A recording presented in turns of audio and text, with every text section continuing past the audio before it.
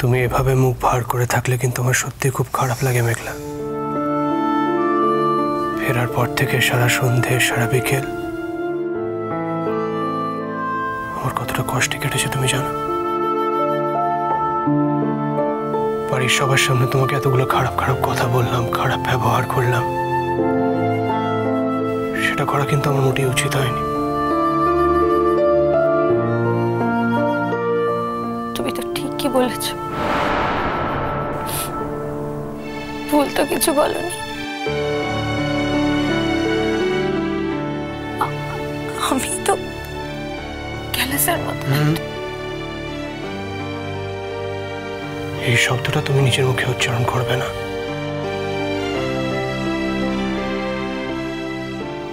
আমি করেছি,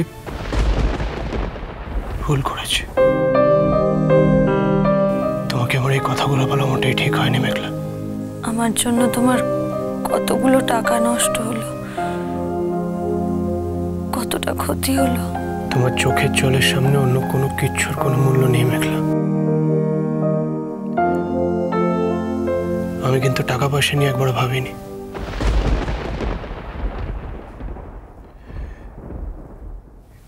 এটা তো তোমার আর আমার প্রথম বেড়াতে যাওয়া ছিল। দূর দেশে শুধু তুমি আর আমি। এত পুরনো একটা ইতিহাস।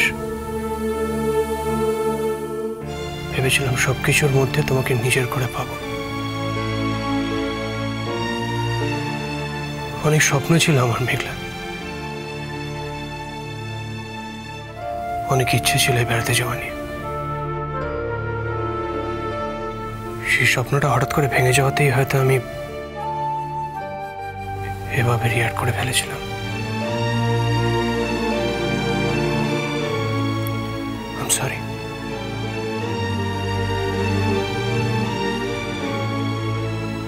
আমি এখানেও তোমাকে পাই, সবার মাঝখানেও নিজের করে পাই, তারও একটা আনন্দ আছে।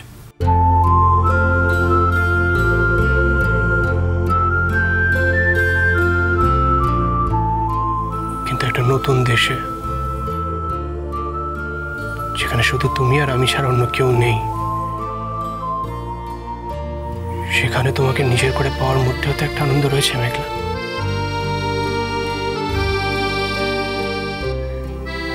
সেটা হয়ে ওঠেনি বলেই হয়তো আমি ওইভাবে রিয়াক্ট করে উঠেছিলাম। আমি আর কখনো বলবো না যে তোমাকে নিয়ে আমার বেড়াতে যাওয়ার শখ মিটে গেছে। আমার সেই শখ তো কোনোদিনও মিটবার নয় মেঘলা।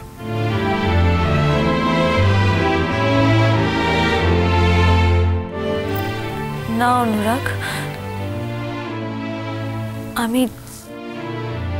আমি যেদিন তোমার যোগ্য হব,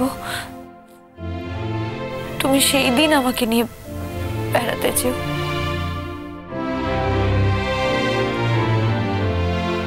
এভাবে এই কথাগুলো বলো না মেঘলা।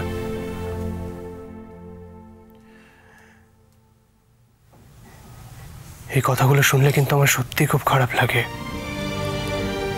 একটা অদ্ভুত গিল্ট ফিলিং হয় আমার।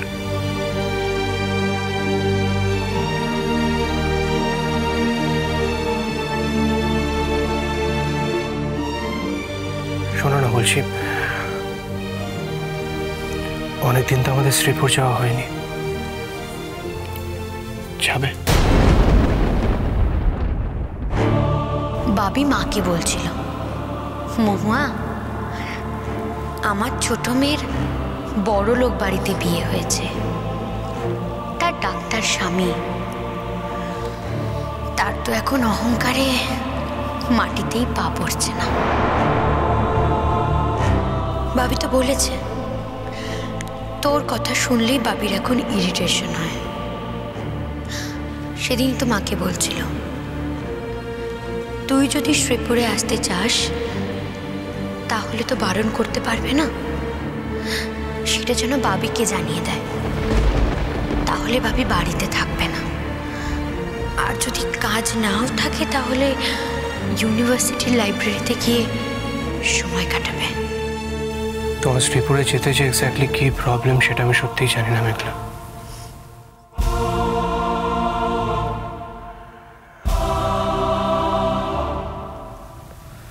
চলো না প্লিজ, কাল একবার গিয়ে ঘুরে আসি। কাল কাল কি করে শ্রীপুর যাওয়া হবে? কেন? কাল শ্রীপুরে যেতে তোমার কি প্রবলেম?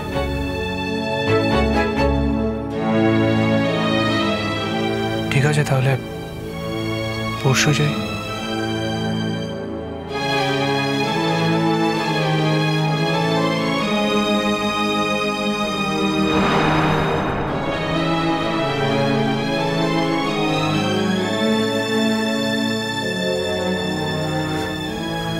তুমি কিন্তু আমাকে একদিন কথা দিয়েছিলে মেঘলা,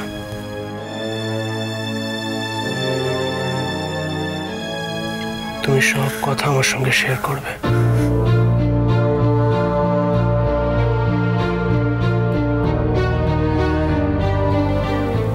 তাহলে আজকে এই কথাটা বলছো না কেন?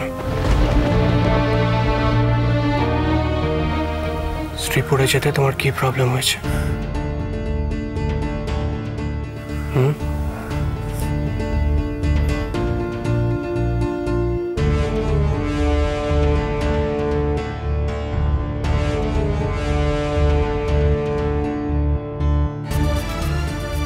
আমার উপর বাবি খুব রেগে আছে অনুরাগ। সেই জামা কাপড় কেনা নিয়ে?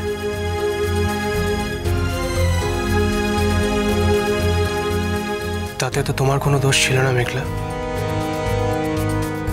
সব দোষই আমার ছিল। তুমি তো শুধুমাত্র আমাকে প্রোটেক্ট করেছিলে।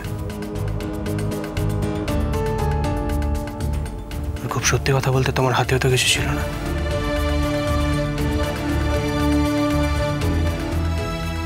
ঠিক আছে, আমি নিজে আঙ্কেলকে সবটা খুলে বলবো, কিন্তু তাই বলে যে তুমি আঙ্কেলের সঙ্গে কোনো যোগাযোগ রাখবে না, তার সঙ্গে দেখা করতেও যাবে না, তার কিন্তু কোনো মানে নেই। আঙ্কেল যে তোমাকে কতটা ভালোবাসেন সেটা কিন্তু আমি জানি মেঘলা,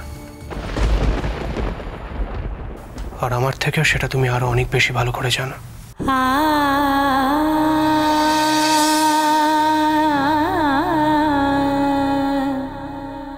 আজকে যদি ওর জন্মদাতা বাবা এখানে থাকতো, কিংবা ওর বাবার সঙ্গে ওর সম্পর্ক থাকতো, বা ওকে খুব ভালোবাসতো, তাহলে আমি দাবি নিয়ে বলতে পারি যে আমার থেকে বেশি ভালো ওকে বাসতো না। আমি না হয় ভালো বাবা নই, কিন্তু তোমার মতো একটা বর পেয়েও কাঁদছে কেন?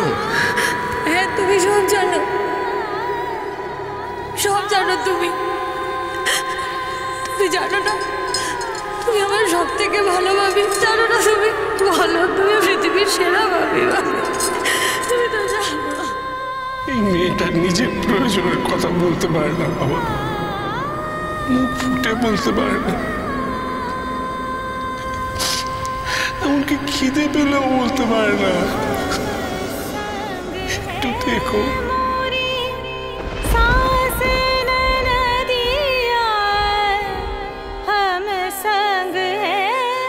কষ্ট হচ্ছে তো?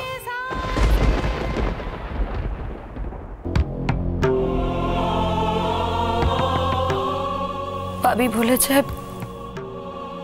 আমি শ্রীপুর গেলে বাবি বাড়ি ছেড়ে অন্য জায়গায় গিয়ে থাকবে। বাবি তো আমার মুখও দেখতে চায় না অনুরাগ। আমার বাবি যদি আমাকেই না চায়, আমি কেন শ্রীপুর যাবো বলো?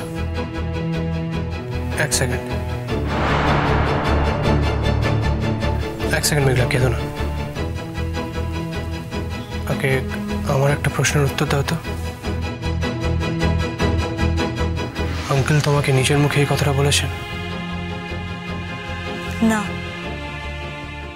দিদি ভাই বলেছে।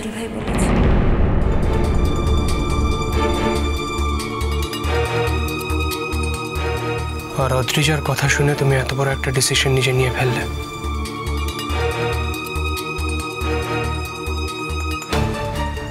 দিদিভাই তো ভুল কিছু বলেনি, ঠিকই তো বলেছে। মিছে নদী